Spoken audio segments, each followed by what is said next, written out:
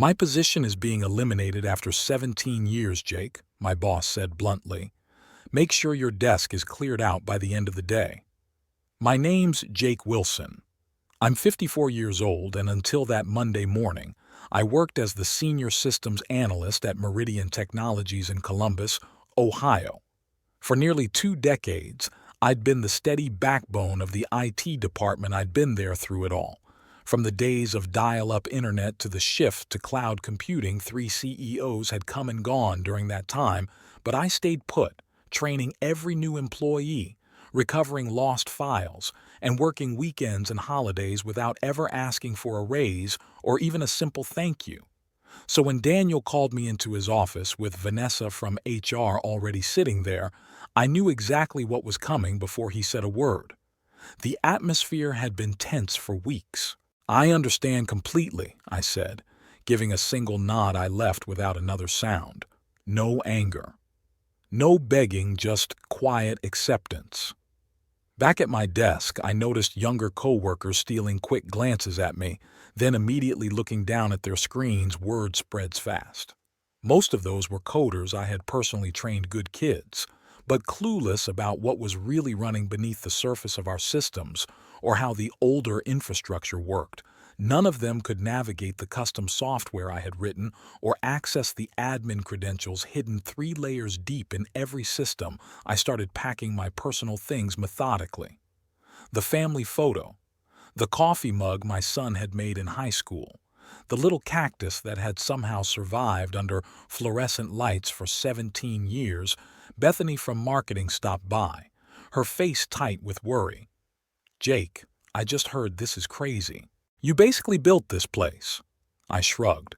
Companies change direction. No warning, no explanation, despite everything you've done. Her voice grew louder, drawing attention nearby. It's fine, I said quietly. Really? She asked, clearly not believing me. No, it wasn't fine, but I wasn't about to make a scene.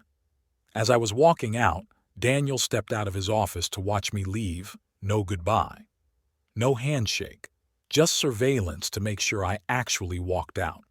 What none of them seemed to realize over the years was that I had become the most indispensable person in that entire building, not because I was extraordinary, but because I was thorough. I had documented everything, set up secure audit protocols years ago to monitor unauthorized access at the legal team's request during a previous scandal, and I kept copies.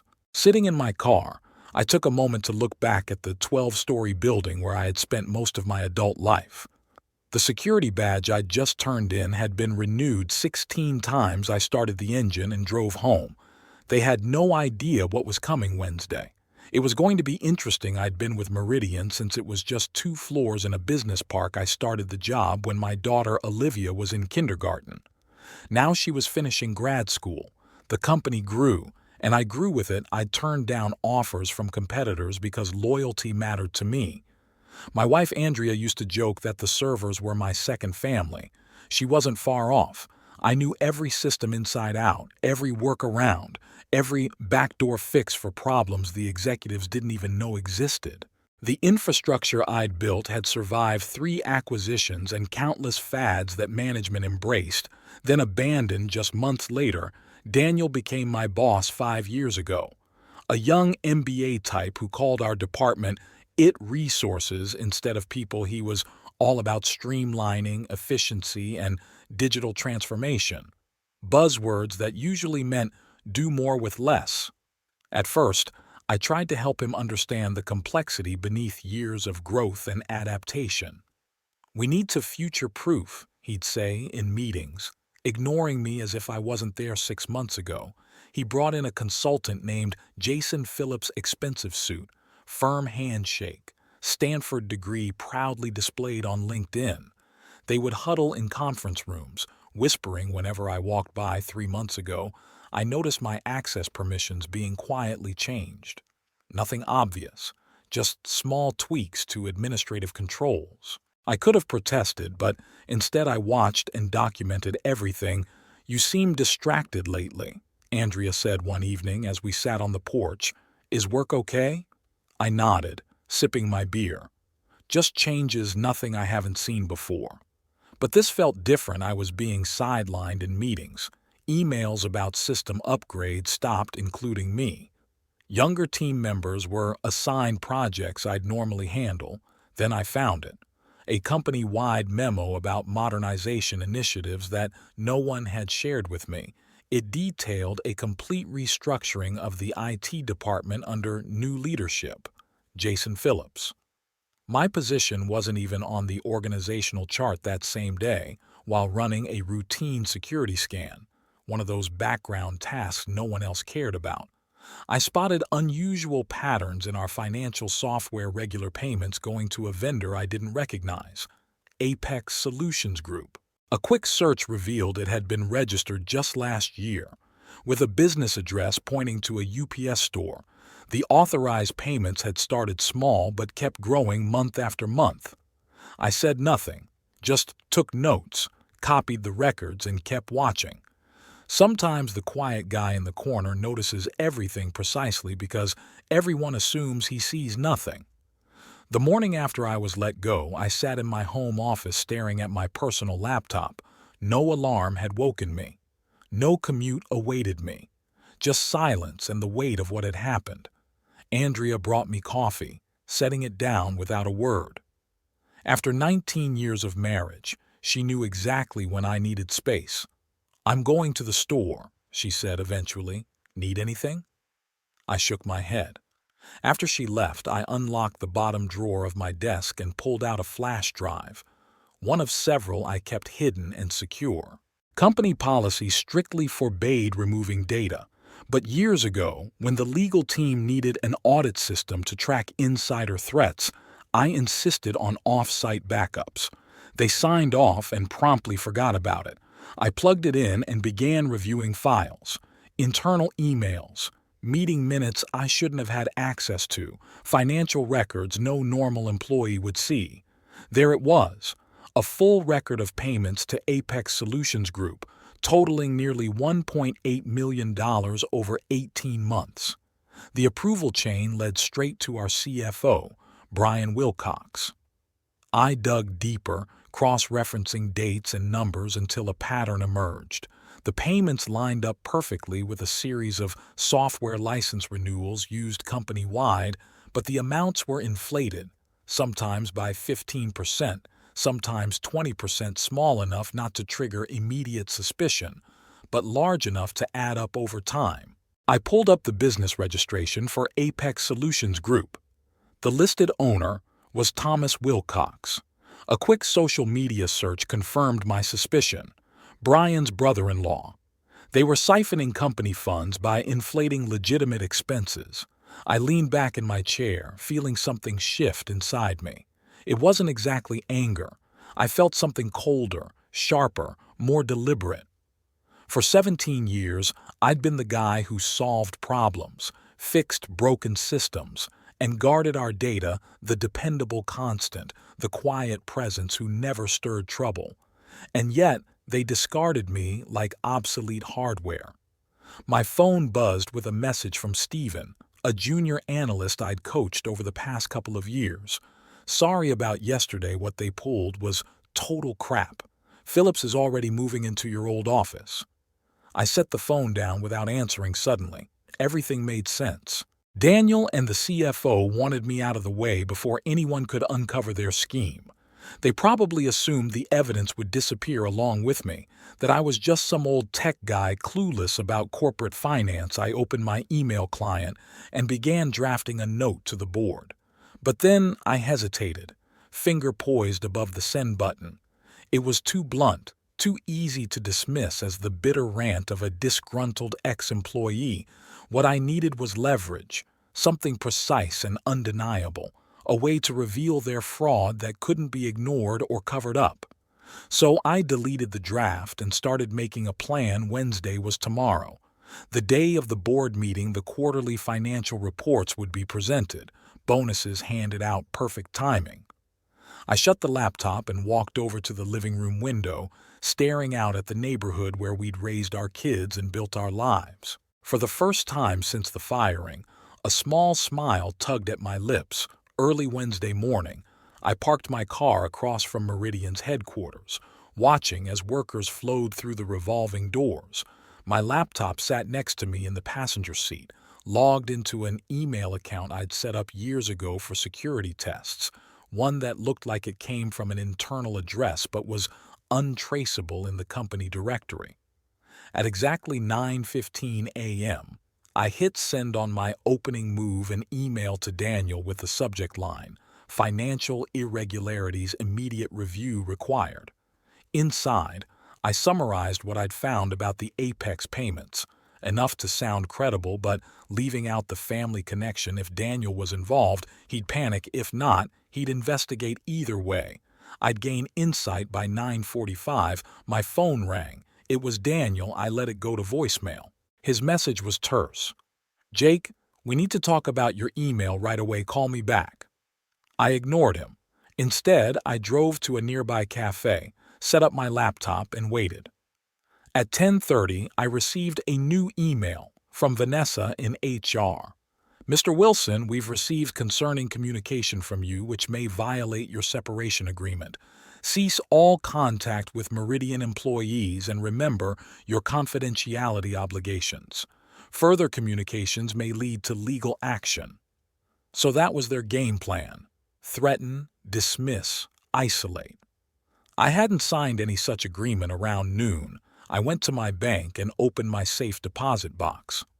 Inside was an older backup containing critical data I hadn't stored on my regular drives. Among the files were the original security protocols I designed, including detailed logs showing who accessed financial systems and when changes occurred.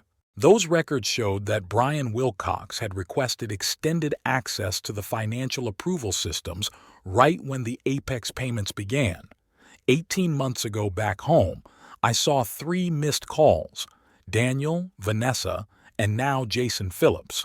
I hadn't expected Phillips to jump in so fast. Interesting. Checking my personal email, I found a message from Steven marked urgent. "Jake, they say you sent some wild email accusing fraud. Phillips called an emergency meeting. Everyone's talking. They're pulling your access, even to old files. We've got to keep doing our jobs. What's happening?"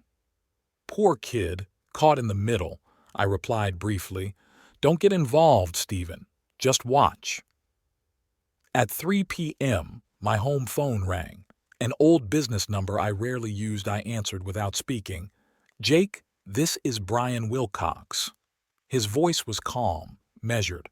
"We need to discuss your concerns. I believe there's been a misunderstanding." "Is that what you call it?" I asked. "Listen, transitions are tough. If you have financial questions, you should go through the board." I cut him off. Silence. "The board doesn't need to be dragged into operational details. How about we meet tomorrow?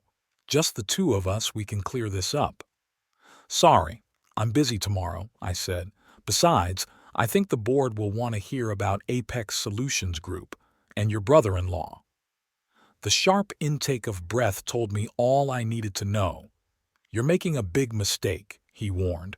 "We can fix this. Generous severance, references, whatever you want." "Goodbye, Brian." I hung up within minutes. Vanessa emailed again. Suddenly, my severance package had doubled, with a confidentiality agreement attached. They were scrambling, but still thought this was just a simple shakedown. They had no idea what was coming. Thursday morning brought clarity. I'd spent the night poring over years of data, connecting dots I'd missed before. The Apex scam wasn't Brian's first trick. 3 years ago, shortly after he became CFO, another pattern appeared.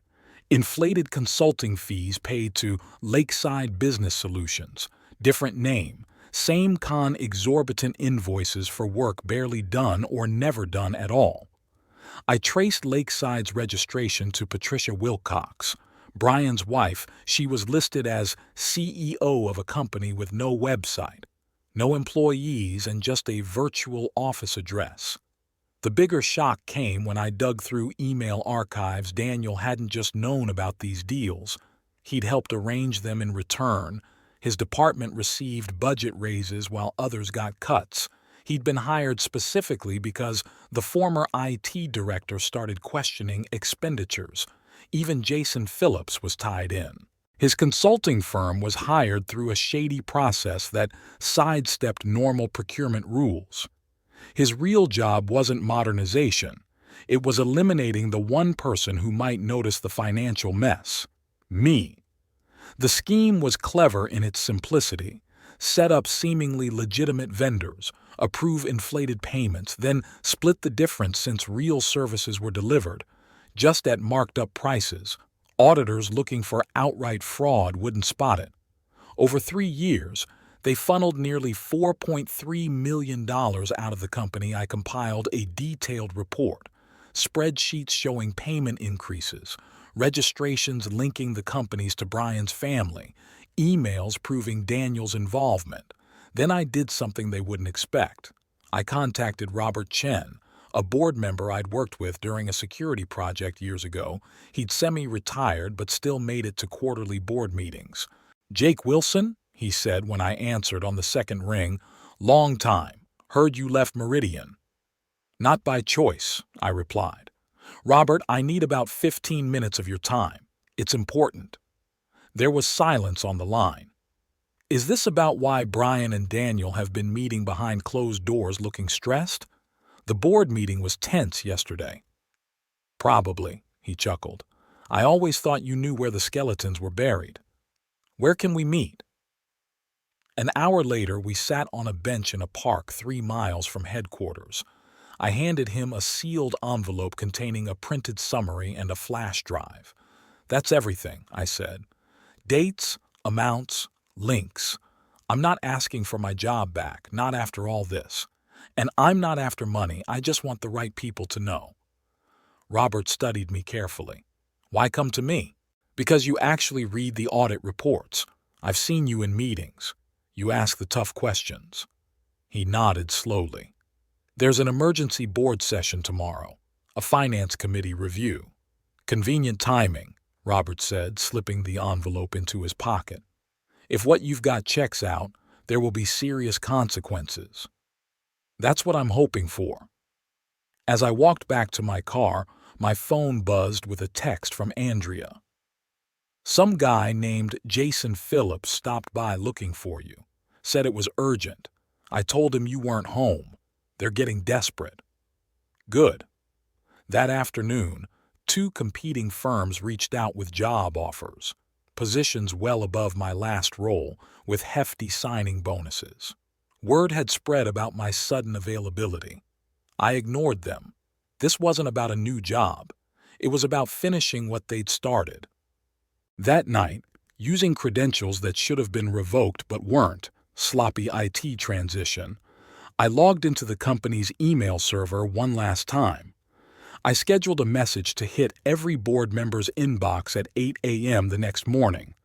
Subject line: "Before you approve Q2 bonuses, read this." Attached was my full report. Friday dawned clear and bright. I sat on my porch with coffee, watching the neighborhood wake up. No alarm, no rush, just waiting. At exactly 8 a.m., the email went out. By 8:17, my phone was ringing nonstop. Calls from numbers I didn't recognize. Probably board members' assistants scrambling to contact me. I let them all roll to voicemail. At 9 a.m., the Emergency Finance Committee meeting began. Robert Chen was there with my documents, ready to see reactions as my email made the rounds. At 9:32, Stephen texted, "Police are here. Wilcox and Daniel are being questioned in conference rooms. Phillips looks sick." "What did you do?" I didn't reply. The wheels were turning exactly as I planned. By 10, Meridian's general counsel called. I answered this one. "Mr. Wilson, this is Patricia Graves from Legal. We need you to come in immediately to discuss information you've given the board." "I'm available by phone."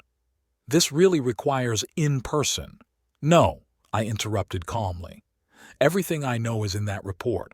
I've backed up copies in multiple secure places. If anything happens to me or my family, additional copies go to the SEC, IRS, and 3 news outlets." Silence. "Mr. Wilson," she said carefully, "the board is taking this very seriously. Several executives have already been placed on administrative leave pending investigation. They'd appreciate your cooperation." "I've cooperated fully. My part is done." After she hung up, I drove 20 minutes outside Columbus to a diner. No sense in being easy to find today.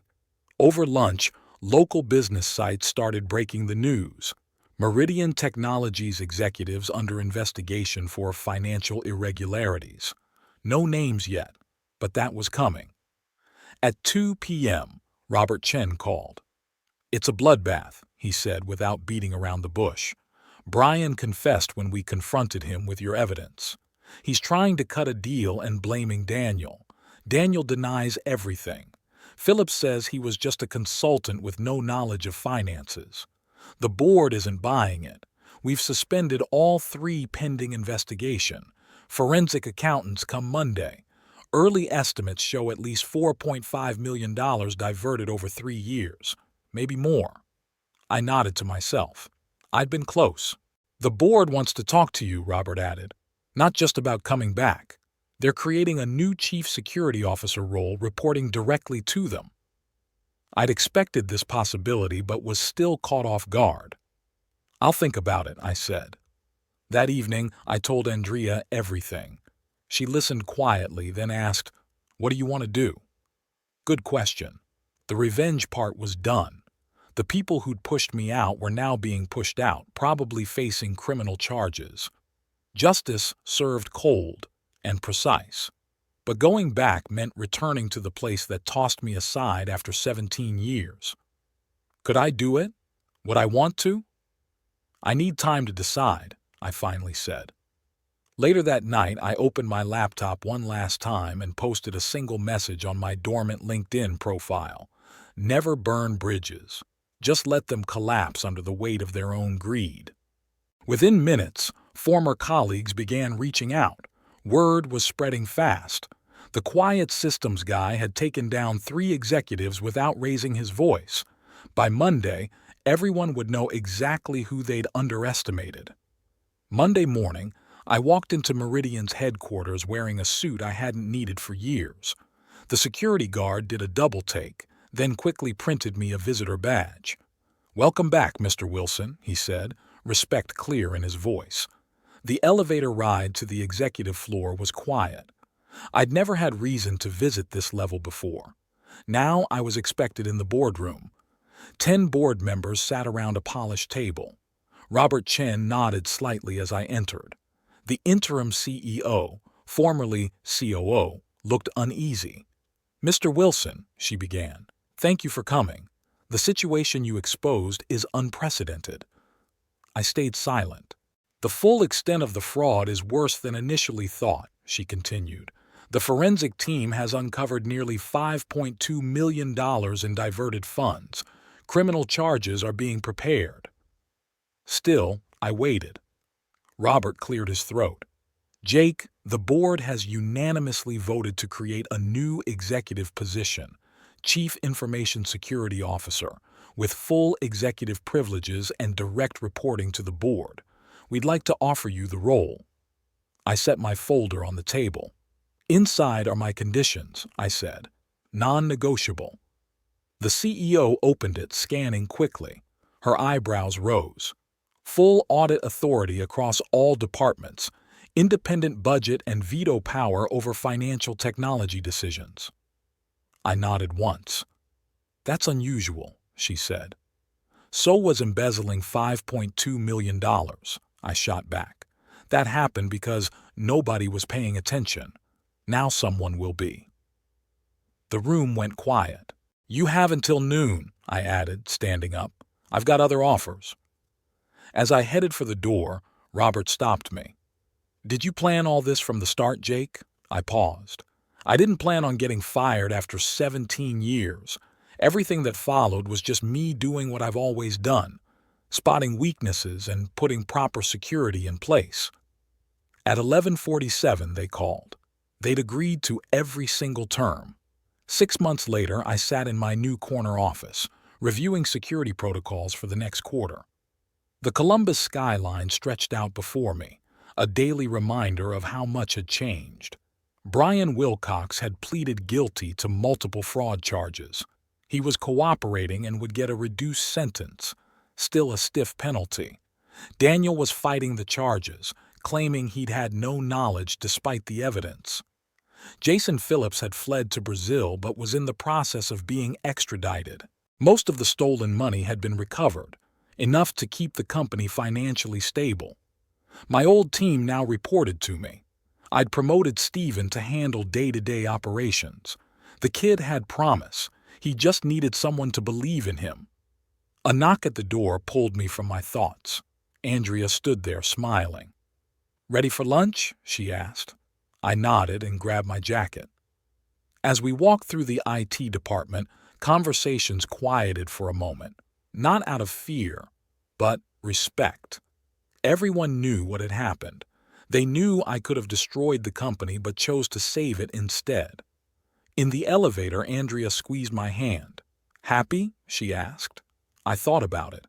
The anger that fueled me in those first days after being fired had faded. What was left wasn't exactly happiness. It was more like satisfaction, a sense of closure. "I'm good," I said. Outside, the October sun warmed our faces as we headed to a nearby restaurant. My phone buzzed with a message from Robert Chen. "Board approved your security budget increase. Unanimous vote." I smiled faintly. No debates, no questions, just trust. Andrea noticed and asked, "What's on your mind?" "Nothing," I said, slipping my phone back in my pocket. "Just thinking about bridges. Some collapse under their own weight. Others, once repaired, end up stronger than ever. This time, I'd built mine the right way.